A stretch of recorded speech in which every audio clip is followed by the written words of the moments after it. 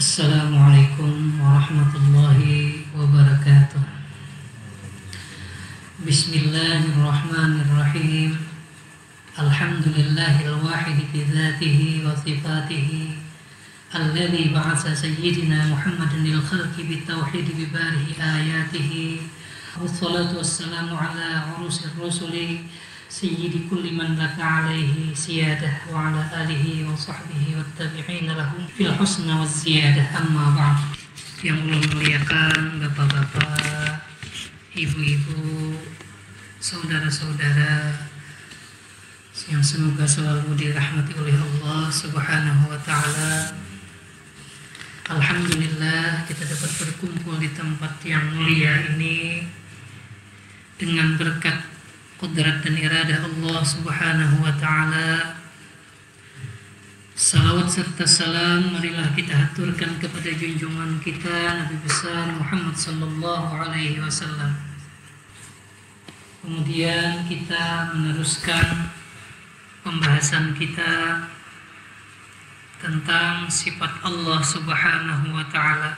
Yang keempat yaitu mukhalafatu lil hawadis. Kita sering mendengar kalimah atau di dalam manakib disebutkan inda dzikril auliya tanzilur rahmah.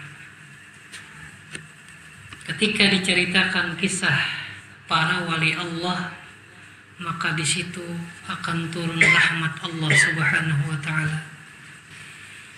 Mengapa demikian? Mengisahkan kesalehan, kelebihan, karamah daripada wali Allah itu bisa menarik seseorang menjadi hamba yang taat kepada Allah Subhanahu wa ta'ala. Al-Imam Junaidi Al-Baghdadi menyebutkan bahwasanya kisah para wali Allah itu sebahagian daripada jundun bin junudillah. Kisah wali-wali Allah Ta'ala termasuk juga di situ kalimah-kalimah thayyibah, kalimah-kalimah yang baik adalah tentara daripada tentara-tentara Allah Subhanahu wa ta'ala.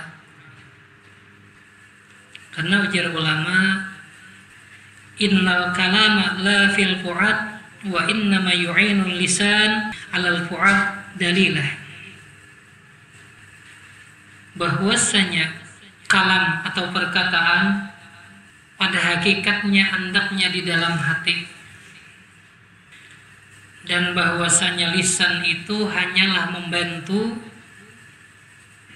untuk mengungkapkan atau menjelaskan apa yang ada di dalam hati. Jadi mengisahkan kisah para wali Allah itu bisa menimbulkan hati kita merasa kagum kepada mereka dan menimbulkan kecintaan kepada mereka. Sehingga apabila timbul rasa kagum dan cinta, maka terbitlah keinginan untuk mengikuti apa-apa yang mereka lakukan.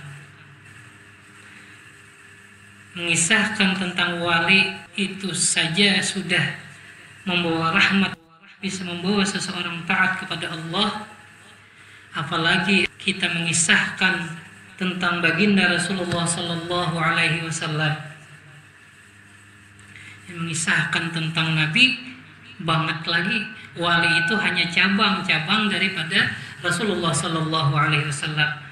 Mengisahkan tentang Rasulullah banget lagi, membawa kebaikan, sehingga kita kebiasaan di sini kita membaca maulid, mengisahkan tarikh sejarah hidup Rasulullah sallallahu alaihi wasallam, itu bermanfaat bagi hati-hati kita sehingga mengajak kepada kebaikan.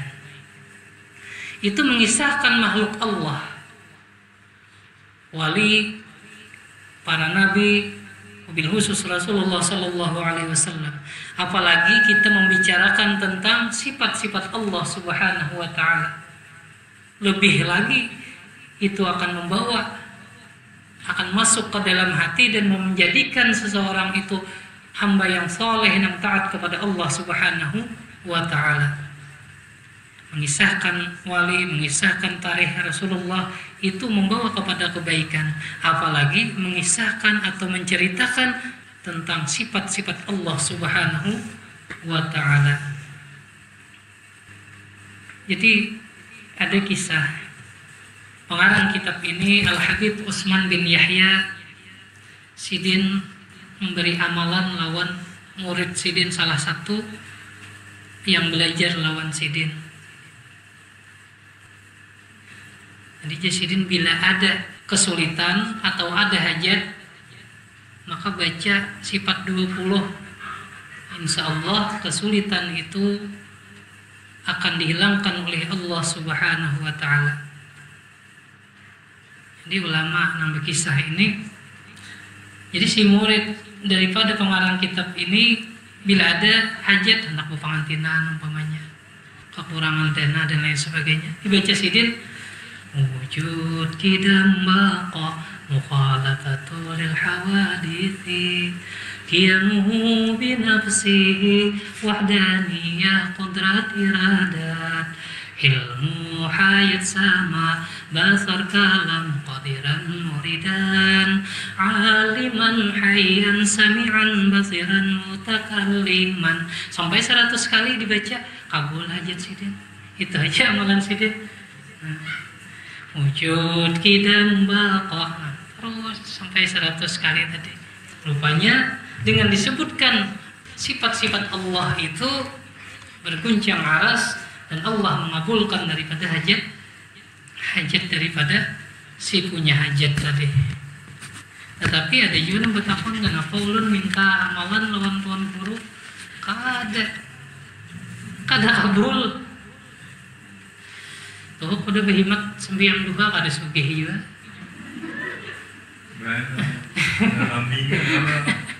Sambayang rajin aja sudah aja berzikir, amalan yang diberi guru tuntung terus membaca, kenapa kada kabul-kabul?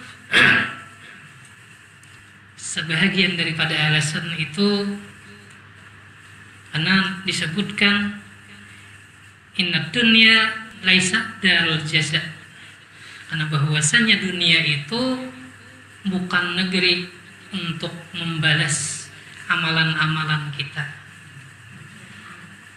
Allah Ta'ala simpani, walaupun sebagiannya ada sudah nang dapat bonus di dunia, tapi nang iyanya kena di akhirat. Seandainya dibalas di dunia ini, ada mayu tempat dunia, kita sekali membaca la haula wala quwata illa billahil aliyil azim, itu belum lagi pahalanya, ganjarannya nang nyata sudah dapat satu pohon di surga ditanamakan. Jadi 1000 orang membaca la haula wala quwata jadi hutan kampung kita nih. Coba la haula wala quwata tumbuh punya pohon. Ada mayu di dunia ini membalas pahalanya. Belum zikir-zikir yang lain. Umpamanya bersedekah dilipat gandakan jadi 9, kemudian dilipat akan jadi 10, jadi 90. Dilipat gandakan jadi 100, jadi 900. Bersedekah mantar beres ke yatim sebalik cari timbul di rumah 900 balik, hancur rumah kita. Kenapa? Karena dunia ini bukan tempat pembalasan.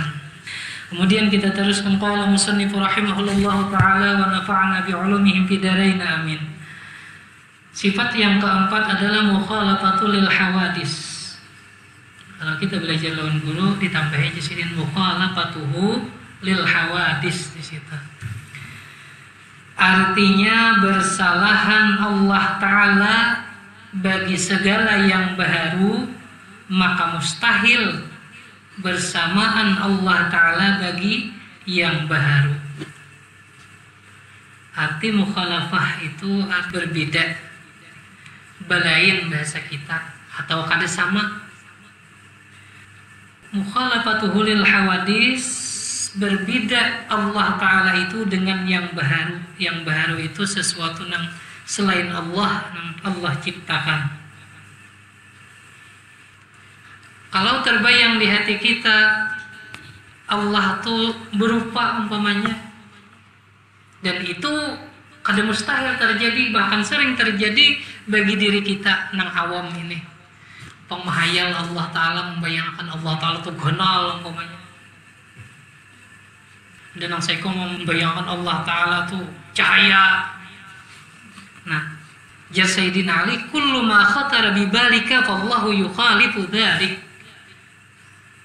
Jar Imam Ali karamallahu wajhah, setiap yang terlintas di hati engkau tentang Allah Ta'ala ada mustahil, bahkan sering kita terjadi membayangkan kayak apa Allah Ta'ala itu, ada apa itu. Nah, tetapi nang apa nang di dalam hati itu bukan Allah Ta'ala. Jadi nang apa aja kita hayalakan itu lain, sesuatu nang kawa dihayal itu bukanlah Allah Subhanahu wa Ta'ala. Dalilnya firman Allah Ta'ala, laisa kamitslihi syai'un. Di dalam ayat lain itu, walam yakul lahu kufuwan ahad. Tidak ada bagi Allah itu seumpamanya atau tandingannya. Maka patut bagi mukmin mu'takid bahwa ia banyak memberi tasbih pada Allah Ta'ala jua adanya. Semalam sudah wujud amalannya la ilaha illallah. Bila kita sadar bahwa segala sesuatu yang mewujud ini adalah ayat atau tanda adanya Allah Ta'ala, maka amalannya la ilaha illallah. Kemudian kidam amalannya disuruh bersyukur, maka amalan lisannya alhamdulillah. Maka disuruh kita banyak-banyak istighfar, disuruh banyak-banyak mengingat mati, maka amalannya astagfirullah. Jadi bila wujud la ilaha illallah, kidam amalan di muntungnya alhamdulillah, baka amalan di mulut astagfirullah. Mukhalafatul hawadis, amalan yang kita baca yaitu tasbih subhanallah. Nah, apa arti subhanallah? Maha suci Allah. Nah, apa arti maha suci? Maksudnya Allah itu maha sempurna. Maha sempurna nang kadada kekurangannya. Itu arti subhanallah. Jadi jasidin banyaki bertasbih subhanallah. Karena tasbih itu kena umum. Termasuk tasbih kena la ilaha illallah, walaupun ngarannya tahlil. Termasuk di situ astagfirullah, walaupun itu istighfar. Termasuk alhamdulillah, termasuk tasbih juga. Karena tasbih itu makanan daripada roh kita. Zahir kita perlu makanan, dan roh kita perlu makanan juga. Maka orang yang berakal atau orang yang beriman, dia setidaknya seimbang antara makanan roh dan makanan jasad. Kalau kita rajin memberi makan jasad kita dengan makanan yang bergizi, ada bergizi lagi bergizi, Z-nya keliwat, makanan yang bervitamin, maka roh perlu kayak itu juga. Sebagaimana roh itu perlu makanan, jasad perlu makanan, dan perlu pemeliharaan roh itu. Maksud roh itu yaitu qalbun atau hati. Jadi kebiasaan manusia memperhatikan makanan zahir, makan nasi, makan lauk, buah-buahan, sayur supaya sehat. Kayak itu juga roh kita.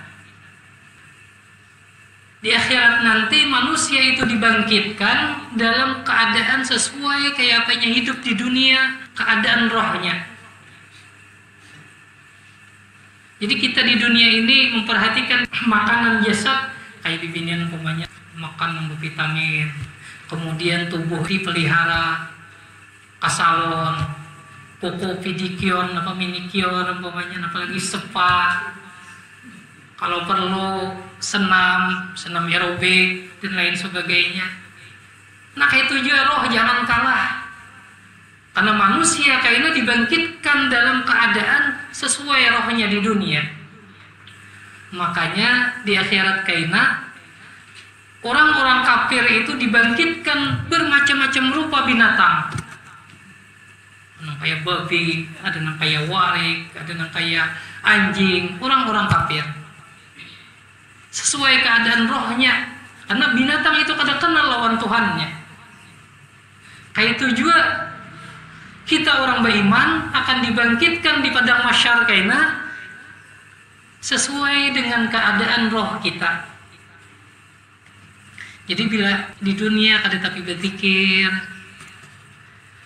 kayaknya dibangkitkan dalam keadaan lama, kurus karing juga sesuai dengan apa keadaan di dunia. Bila kada tapi berzikir, maka kada sehat roh.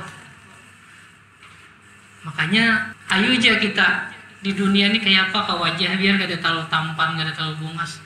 Banyak berzikir, karena di padang mahsyar itu dibangkitkan sesuai dengan keadaan roh kita. Jangan tahajud kena kawan nang di akhirat itu saling bungasan, bercahaya, awaknya gagah umpamanya, ada nang cantik jelita, karena rohnya di dunia diberi makani atau dipelihara dengan zikir kepada Allah Subhanahu wa ta'ala. Jadi bila hendak bungas di akhirat itu banyak berzikir. Kada mesti orang yang bungas di dunia bungas juga di akhirat, karena rohnya bila kada banyak berzikir kurus karing. Orang kurus kak, mana kurus mana karing banget. Yang kurus biasa aja banyak aja udah kita. Yang kurus karing yang kayak orang di Afrika atau banyak kamu bergerak tulang warak. Kita dibangkitkan dalam keadaan sebagaimana roh kita di akhirat nanti. Lalu kenapa jadi disuruh di sini banyak bertasbih? Karena bertasbih itu menguatkan hati, menguatkan roh kita. Di dalam tafsir itu disebutkan ada ayat wa yahmilu 'arsya rabbik fawqahum yawma idzin thamaniyah. Di dalam Al-Qur'an Allah berfirman, dan mengangkat arsy Allah oleh malaikat di atas kepala mereka di hari akhirat nanti oleh 8 orang malaikat. 8 orang malaikat. Kita kembali kisah tafsir dulu. Jadi Allah Ta'ala menciptakan aras. Nah aras itu liwar genalnya. Kursi, di ayat kursi itu wasi'a kursiyuhus samawati wal ard. Kursi Allah andaknya di aras. Sedangkan kursi itu aja luasnya di ayat kursi itu apa? Wasi'a kursiyuhus samawati wal ard. Luasnya kursi makhluk Allah nambangaran kursi itu seandainya 7 lapis langit diurak oleh Allah Ta'ala, bumi diurak oleh Allah Ta'ala, tatap genal kursi. Itu kursi hanya. Jadi kursi yang Allah Ta'ala ciptakan itu seandainya ditanding laksana seumpama 1 utas cincin ditanding lawan gunung. Jadi seluruh dunia nih ditanding lawan kursi, tatap genal kursi, bahkan laksana sebingkai utas ditanding lawan gunung nang saling genalan. Itu hanya kursi Allah. Lalu Allah ciptakan aras. Aras ini dibandingkan kursi laksana sebingkai cincin dibandingkan dengan gunung nang genal. Dunia ini sudah genal kursi, kursi itu genal pulang, lebih genal aras lagi. Jadi kursi itu diumpamakan sebingkai cincin yang dibandingkan dengan gunung. Jadi dia hendak di atas gunung kada kelihatan kursi itu daripada genanya arsy Allah Subhanahu wa taala. Pada waktu Allah menciptakan arsy dan Allah ciptakan 4 orang malaikat, lalu disuruh Allah taala mengangkat arsy. Malaikat itu pada sanggup. Kayak apa genanya malaikat yang disuruh Allah taala mengangkat arsy itu. Lalu ujar Allah taala disuruh bertasbih malaikat tadi. Nah, setelah malaikat itu bertasbih, maka kawa mengangkat arsy 4 tadi. Jadi itu ada hubungannya kenapa kita bertasbih, itu menguatkan roh kita, menguatkan hati kita. Karena hidup kita ini jangan lepas daripada 2 macam. Nah, pertama salawat. Karena salawat itu mendekatkan kita kepada Rasulullah Sallallahu Alaihi Wasallam. Di dalam hadis, "Aulan nas bi yaumil qiyamah aktsaruhum alayya salatan." Sepaling dekat dengan aku, ujar Rasulullah, di akhirat nanti orang yang paling banyak salawatnya kepadaku. Jadi sepaling banyak salawat akan sepaling dekat kita kepada Rasulullah. Dan salah satu pintu kita mengenal Rasulullah yaitu dengan salawat. Kemudian satu salawat, yang kedua sholat. Itu kada boleh lepas sampai kita meninggal dunia.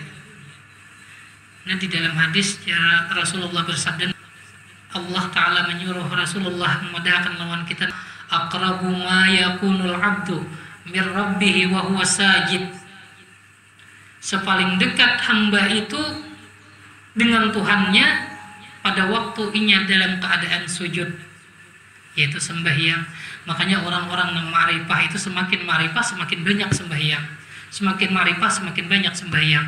Kenapa? Ujar ulama, salah satu jalan menuju ma'rifah yaitu sembahyang. Jadi 2 macam tadi, salat dan salawat.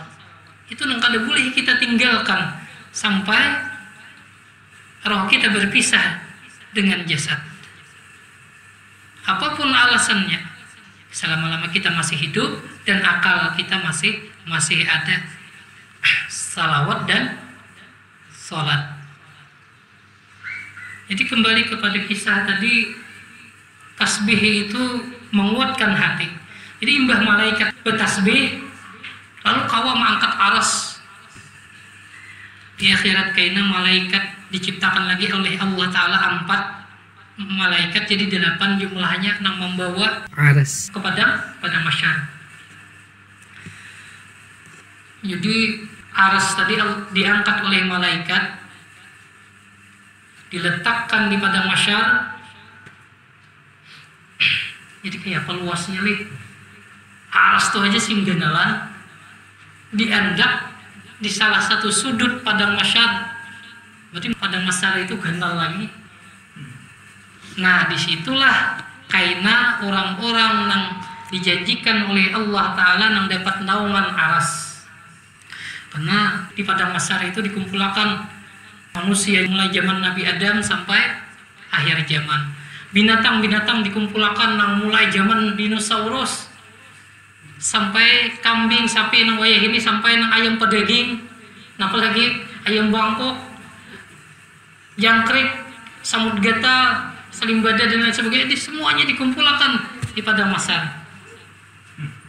Dikumpulkan ulang mulai nang awal-awal penciptaan sampai kiamat, seberataan dikumpulkan. Jadi sakumpul, kenapa? Tujuannya untuk pengadilan atau pembalasan yaumil masyar.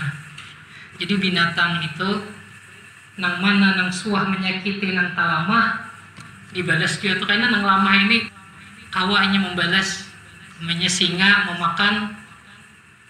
memakan kelinci atau memakan kancil, minjangan. Di padang masyar dikumpulkan itu untuk dibalas. Asalnya dizalimi, kaina mah membalas sesuai dengan apa perbuatan. Setelah binatang tadi habis sudah berbalasan, manusia ini kilip-kilip melihat Ujar Allah Ta'ala lawan binatang yang sudah habis bebelesan tadi, napa kuni turaba, jadilah kalian tanah. Jadi tanah seberataan binatang. Jadi nang kayak nang ayam pedaging nang kita makan hari-hari, umpamanya nang apa aja tuh dibulikakan di padang masalah tak umpulan tuh enak dan lain sebagainya. Binatang yang pernah kita siksa, jangkrik yang pernah kita adu, diadunya juga kita enak di padang masyarakat. Ini janji Allah adalah sesuatu nang pasti. Jadi Mbak Tuntung tadi bebelesan sudah binatang pada binatang tadi, ya Allah Ta'ala kuni turaba, jadilah kalian tanah. Habis kisah jadi tanah. Nah pada waktu itu manusia yang melihat binatang Mbak bebelesan habis jadi tanah aja. Makanya di Quran, ya laitani kuntu turaba, ujar manusia, ujar jin, ya Allah seandainya ulun jadi tanah juga. Ya laitani kuntu turaba, ya Allah seandainya ulun ini jadi tanah juga. Kenapa pacangan panjang lagi urusan pacangan pengadilan Allah Subhanahu wa Ta'ala. Lalu di situ Allah Subhanahu wa Ta'ala melaksanakan pengadilannya. Ini di situ dikisahkan orang-orang yang dapat naungan Allah macam-macam tuh. Ya, kita terus dulu pembahasan. Tasbih menguatkan roh kita atau hati kita. Oleh karena itu banyaki bertasbih. Subhanallah walhamdulillah wala ilaha illallah wallahu akbar. Kenapa? Karena setiap manusia mempunyai hati yang berbeda-beda. Untuk menguatkan hati, kita perlu zikir, perlu ibadah. Karena rahmat Allah itu laksana hujan.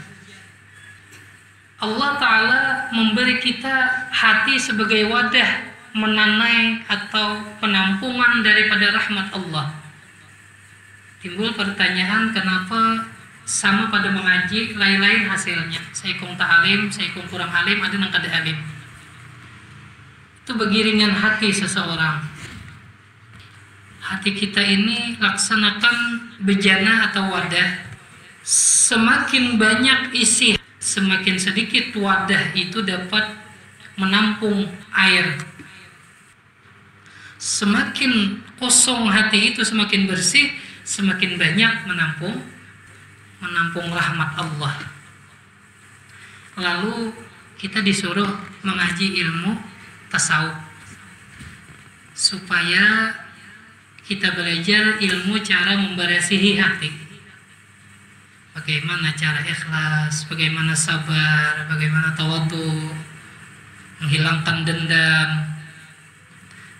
Karena hati kita itu laksana wadah, dan wadah itu apabila penuh sudah diisi dengan cinta dunia, dengan dendam, dengan angkara murka, kemarahan, dengan ujub, dengan riya, dengan takabur, hibak sudah hati kita. Maka apabila Allah menurunkan rahmatnya, sedikitannya lagi nang tinggal, karena hati kita tuh sudah hibak dengan diisi dengan yang lain selain rahmat Allah.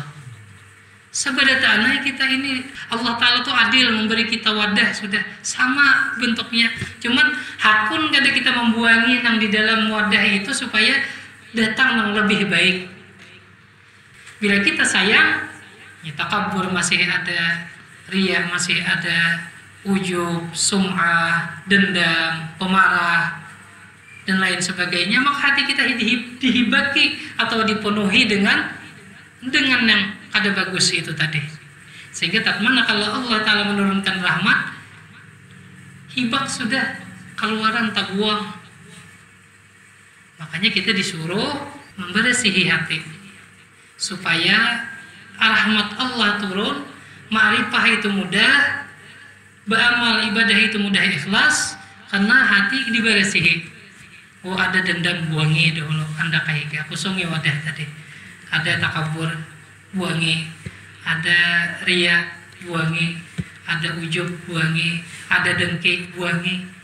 Bila sudah kita pegamatan, kita buangi sifat-sifat tadi, lalu kosong hati tadi bersih, maka Allah Ta'ala melimpahkan rahmatnya dengan ilmu ma'rifah, dengan ilmu hikmah, dengan ilmu syariat. Sehingga mengapa di hati kita tuh banyak ulihan? Karena hati kita sudah kita bersihkan, kita sediakan sudah untuk menerima rahmat Allah, untuk menerima ma'rifah kepada Allah Subhanahu wa Ta'ala. Selama-lama hati kita masih penuh dengan sesuatu yang selain dari Allah, sesuatu yang dilarang oleh Allah, maka ma'rifah itu semakin jauh. Maka kadakawa bergandingan dengan maksiat kepada Allah dengan ma'rifah. Bila Allah hendak memarifahkan seseorang, maka dibersihkan oleh Allah hatinya, sehingga inya dapat menerima ma'rifatullah, dapat menerima ilmu hikmah, dapat menerima ilmu syariah. Itulah kenapa kita harus mengaji ilmu fikih, ilmu syariat, ilmu tasawuf, ilmu akhlak, untuk membersihkan hati kita, untuk mempersiapkan supaya bagus andaknya ma'rifah. Karena orang yang berakal kada mau meletakkan suatu permata pada suatu tempat yang kada sesuai. Kita berisi intan, ada mungkin kita mengambani amban yang tambaga, pasti ambannya memikirkan yang bagus juga. Kayak itu juga Allah Ta'ala meletakkan sesuatu hikmah atau ma'rifah itu sesuai dengan tempatnya. Jadi tempatnya itu disediakan dulu, dibersihi. Nah, cara membersihinya dengan amal syariat, dengan amal tarikat atau tasawuf. Kadang-kadang ditinggal syariat tarikat itu. Sehingga kita disuruh banyak-banyak bertasbih, banyak-banyak berzikir, umpamanya la ilaha illallah berapa kali. Makanya orang yang mengambil tarikat itu ada amalan-amalan khusus yang dibaca, la ilaha illallah berapa kali, subhanallah berapa kali. Karena setiap zikir itu mempunyai sir atau mempunyai rahasia masing-masing. Dan salawat berapa kali itu mempunyai, ibarat ubat itu mempunyai manfaat masing-masing, ada rahasianya. Mukhalafatul lil hawadis, artinya tadi Allah Ta'ala itu tidak sama dengan nang baharu. Apapun juga sesuatu nang baharu, maka Allah Ta'ala mustahil sama. Berarti lawanan daripada mukhalafatul lil hawadis adalah masalah sama dengan nang lain atau nang baharu. Kalau kita tiba akan rumusnya, kalau Allah bersifat mukhalafatul lil hawadis, berarti kita ini bersifat masalah sama dengan yang lain. Lalu kenapa kita disuruh banyak bertasbih? Sedangkan tasbih itu artinya maha sempurna Allah dari kekurangan. Karena setiap kita memandang sesuatu ciptaan Allah ini, ciptaan ini sempurna Allah ciptakan. Langit kada betihang, kita melihat, lalu kita timbul subhanallah. Daun-daun Allah Ta'ala mewarna hijau, kada luntur tuh siang malam kehujanan kepanasan, amun cat bisa luntur. Allah Ta'ala mewarnai kada luntur, lalu Allah Ta'ala ubah satu persatu. Kalau kita meneliti sedikit demi sedikit ciptaan Allah, maka kita akan takjub betapa maha sempurnanya Allah menciptakan. Allah menciptakan samud, Allah menciptakan tungau.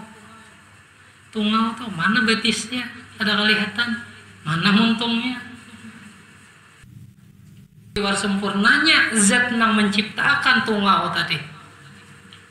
Kagum kita. Setiap memandang sesuatu ciptaan Allah ini, maulah kita kagum. Jadi kita disuruh beramalan di situ. melihat nang baharu, lalu timbul amalannya tasbih subhanallah. Nang baharu ini napa Allah Ta'ala ciptakan kita manusia, subhanallah, belai-lain wajah, jangannya pabrik sama ngalih mengiau bisa tapa huruf belai-lain. Belum lagi kita diteliti oleh ahli daripada peneliti tubuh, setiap sidik jari lain-lain Allah Ta'ala ciptakan. Daripada sempurnanya Allah menciptakan kita. Bahkan di Quran itu kan berbeda-beda lisan mereka. Itu ada orang ahli anatomi menyelidiki lisan, lidah. Kan di Quran itu Allah ciptakan manusia ini dengan berbeda-beda lisan, artinya bahasa. Lalu ahli dokter daripada ahli lidah meneliti bahwasanya lidah itu sama seperti sidik jari. Setiap orang lain. Setiap orang lain garis-garis ilat, garis-garis lidah itu. Maka kita kagum lawan Allah Ta'ala yang menciptakan. Melihat anak kita, Allah menciptakan tuh. Kada seorang ada. Kita kada awal menciptakan. Umpamanya pacul rambut anak tuh. Kada kawa kita mau ulahkan rambut supaya kita tanamakan pula umpamanya kada kawa. Itu ulahan Allah. Bedang sanak ke-10 lain-lain rupa, lain-lain kelakuan, lain-lain sifat. Padahal sama bibitnya, sama pabriknya. Itu menandakan keagungan Allah Subhanahu wa Ta'ala. Napa aja yang kita lihat nang baharu ini timbul kita kagum lawan Allah Subhanahu wa Ta'ala. Lihat gunung, lautan dan lain sebagainya. Maulah kita berucap subhanallah, maha suci Allah. Jadi sesuatu nang baharu apabila kita lihat amalan kita subhanallah, maha suci Allah. Allah menciptakan dengan begitu sempurna. Kada kayak pabrik. Menciptakan manusia, manusia menciptakan pabrik. Manusia menciptakan komputer dan lain sebagainya. Nah, manusia ini macam 3 gulungan disebutkan di dalam kitab itu. Yang pertama, akilun la yakul, orang membakal tapi kada bakal. Itu kayak binatang. Binatang itu siapa nang memberi makani itulah nang ditaatinya. Itu kayak binatang. Ada juga aklun sakim, gulungan manusia itu nang bakal tapi sakit akalnya. Ini kebiasaan mau beribadah orang itu tetapi minta upah. Beribadah, kenapa jadi beribadah hendak surga? Kenapa jadi beribadah takutan neraka? Ya kada penting nah Allah Ta'ala sayang gak kada kah? Kenal kalau Allah Ta'ala kada penting. Yang penting aku nih jinya sembahyang supaya masuk surga, supaya jangan masuk neraka. Walhasil orang yang berniat gitu bisa aja masuk surga. Yang ketiga aklun salim, orang yang mempunyai akal selamat. Nah, orang yang mempunyai akal selamat ini yaitu orang-orang yang mengharap kepada Sang Pencipta atau Allah Subhanahu wa Ta'ala.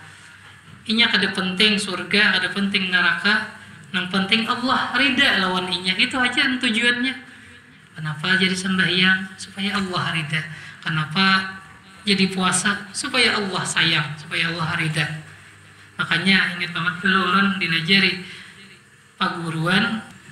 Nah, jadi doa yang dibaca Rabbana la tukhrijanna minad dunya illa biridha. Amalakan itu Jasidin. Ya Allah, jangan pian keluarakan ulun daripada dunia, artinya jangan pian matiakan kecuali pian ridha. Ayo pian matiakan, asal pian ridha ada jadi masalah. Itu aja doa, kan panjang-panjang ada. Rabbana la tukhrijanna minad dunya illa biridha. Ya Allah, jangan pian matiakan ulun kecuali pian ridha lawan ulun, ayo matiakan. Tenang Jasidin diamalkan sembahyang. Rabbana la tukhrijanna minad dunya illa biridha. Ya Allah, jangan pian keluarkan ulun daripada dunia ini kecuali pian rida lawan ulun. Nah, bila Allah Ta'ala tuh rida alahan pada surga lagi, karena di surga itu bisa jadi seseorang itu karena masuk surga dan mendapatkan nikmat, tetapi nya kada kawa memandang zat Allah Subhanahu wa Ta'ala. Bahkan dikisahkan di tarikh itu orang-orang yang masuk surga yang kada kawa memandang zat Allah di surga karena mencita-cita amun kada kawa melihat Allah di surga ini baik masuk neraka aja. Daripada saking sedihnya di surga itu kada kawa memandang zat Allah Subhanahu wa Ta'ala.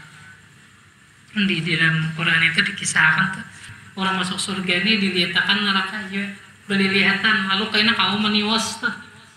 Untung aku kok ikan bawai maksiat kedakon. Nah, sakit kalau daripada sakitnya di akhirat kayaknya nang masuk neraka tuh ditiwas sepulang dihuhulut oleh nang masuk surga, diulahkan lorongnya nang di situ nang masuk surga ini mahuhulut lawan nang masuk neraka.